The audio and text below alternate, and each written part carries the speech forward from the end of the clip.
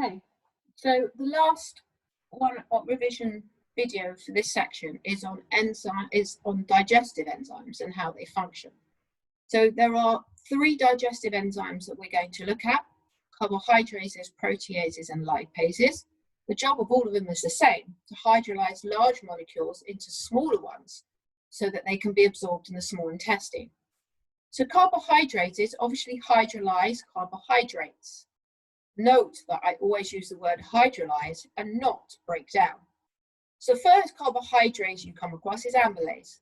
Amylase is produced in the salivary glands, but also in the pancreas, and it hydrolyzes starch down to the disaccharide maltose. The next carbohydrates that we look at are the membrane-bound disaccharidases, which are found in the ileum. So they're membrane-bound, which means that they won't be washed away with the feces, you won't excrete them. They'll be part of the cell surface membrane of the cells of the ileum, and they can keep being reused. So there are 3 disaccaridases you need to know: maltase, sucrase, and lactase. You know their enzymes because they end in A's, and you know their substrate by their name. So maltase hydrolyzes maltose to the monosaccharides alpha glucose. Sucrase hydrolyzes sucrose down to the monosaccharides glucose and fructose. Lactase hydrolyzes lactose down to the monosaccharides glucose and galactose. The next set of enzymes are our peptidases or proteases, and there are 3 types. The first 2 are exo and endopeptidases. Endopeptidases cut in the middle of an amino acid chain, whereas exopeptidases can only work at the ends.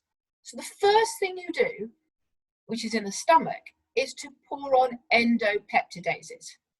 They will cut in the middle, thus creating more ends for our next enzyme, which will be exopeptidases.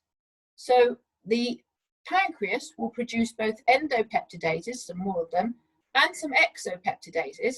And the job of exopeptidases is to cut towards the end to either release single amino acids or create dipeptides, which are 2 amino acids joined together.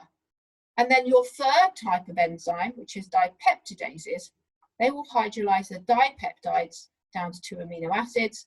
This is in the ileum, and once again, they are membrane bound. So they're stuck to the small intestine walls, i.e. in the actual cell surface membrane of those cells. The third type of enzyme are lipases, and the job of lipases, as the name suggests, is to hydrolyze our triglycerides, our lipids, down into fatty acids and glycerol. Now, we need to introduce another solution in here, which is called bile. So bile, which is made in the liver, but stored in the gallbladder, has 2 main jobs. The first job is neutralization.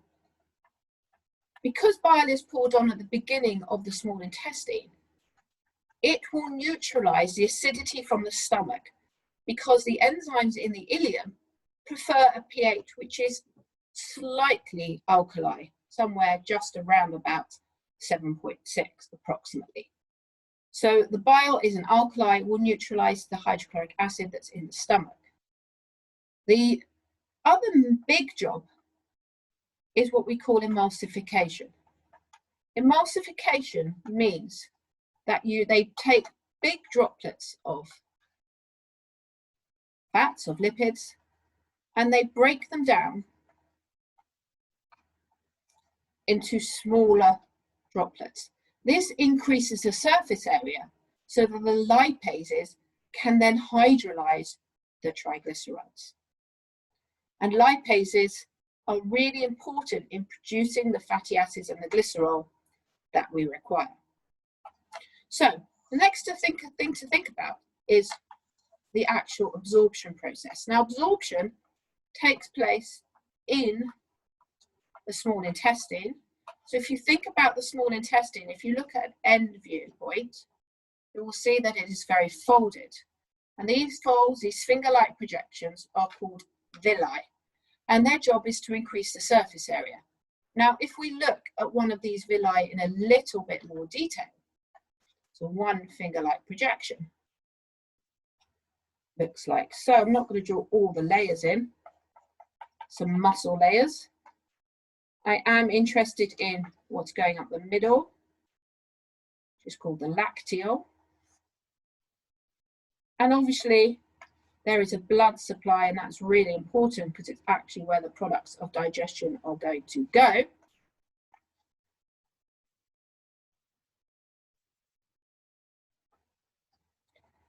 And then if we have a look at the actual wall, what we notice is it's made up of these columnar epithelial cells. So, and the interesting thing about these columnar epithelial cells is that they are cells which have microvilli on them. So you have now increased the surface area even more than before. So you're going to increase the rate of diffusion. Now remember that the villus is adapted to the absorption of substances. So it has a large surface area to increase the rate of absorption due to having villi and microvilli. It has a good blood supply to maintain the concentration gradient. And it has a single layer of cells, so a thin wall, to have a short diffusion distance. So we want to look at what's actually happening for the absorption. We'll look first of all at glucose absorption, although glucose and amino acids work in the same way. So here is one columnar epithelial cell, like so. Here is the capillary underneath it. And we want to take our glucose molecules, which I'll just label G. We need to take them all the way through and into the capillaries, but you need to take them all through. So it can't be purely by diffusion, because diffusion would only take half the amount through. In order to take it all, there must be an element of active transport. And this is where two important proteins come in. So the first important protein is this one over here, which is called the sodium potassium up. And the second important protein is this one over here, which I'll put over here, which is a sodium glucose co-transport protein.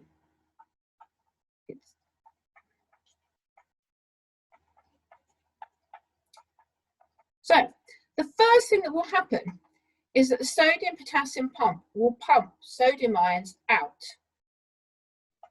into the bloodstream and potassium ions in. But this will create a very low concentration of sodium ions inside the columnar epithelial cell, thus creating a diffusion gradient for any sodium ions that are in the lumen of the small intestine. So those sodium ions will want to diffuse through the co-transport protein. However, they can only get through the co-transport protein if they take a glucose with them. And the glucose is forced to move, even against its concentration gradient, through that co-transport protein. And once the glucose has gone inside, like so, it will then be able to move by facilitated diffusion down its concentration gradient into the capillary. So I'll repeat it. Sodium and potassium ions are moved actively, with sodium ions actively removed by the pump. Creates a low sodium ion concentration. So sodium ions diffuse down their concentration gradient through the co-transport protein, taking glucose with them. That glucose, which has now moved against its concentration gradient, will now diffuse by facilitated diffusion into the capillary. It is exactly the same if I said, well, actually, I'm talking about amino acids instead. So I could literally replace all of these G's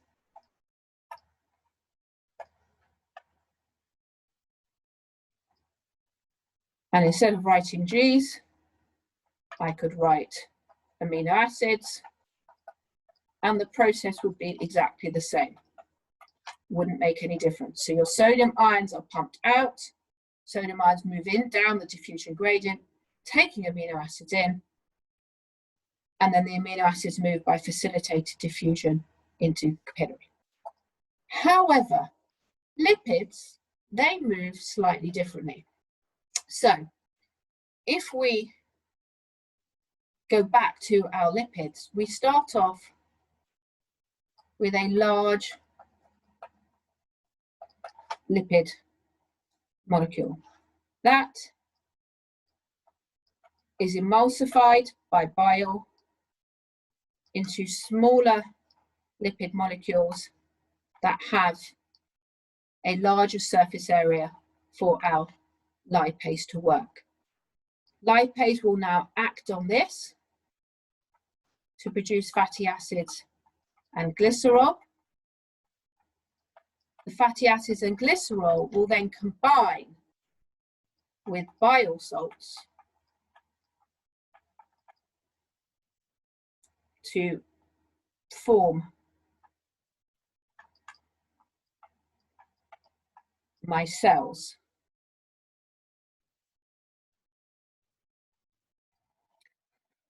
Those micelles then approach our columnar epithelial cell, and when they approach, if we draw them sort of spiky, which is how they're often drawn, when they approach the columnar epithelial cells, they release the fatty acids and glycerol back in to the columnar epithelial cell. The fatty acids and glycerol are then combined with cholesterol and proteins, and they form what we call the chylomicrons. And the chylomicrons can then get released from the cell by exocytosis, and the lipids will enter the lacteal, which, if you remember, if we draw, the lacteal was right in the center. So the fatty acids and glycerol will end up being carried inside the lacteal, which feeds into the lymphatic system. So my cells release fatty acids and glycerol into the cytoplasm of the cell. The fatty acids and glycerol are combined with cholesterol and proteins to form chylomicrons, and then the chylomicrons release the triglycerides by exocytosis, and then they go into the lacteal of the cell. And that's the end of absorption. Water is absorbed in the large intestine, and then excretion happens through the anus.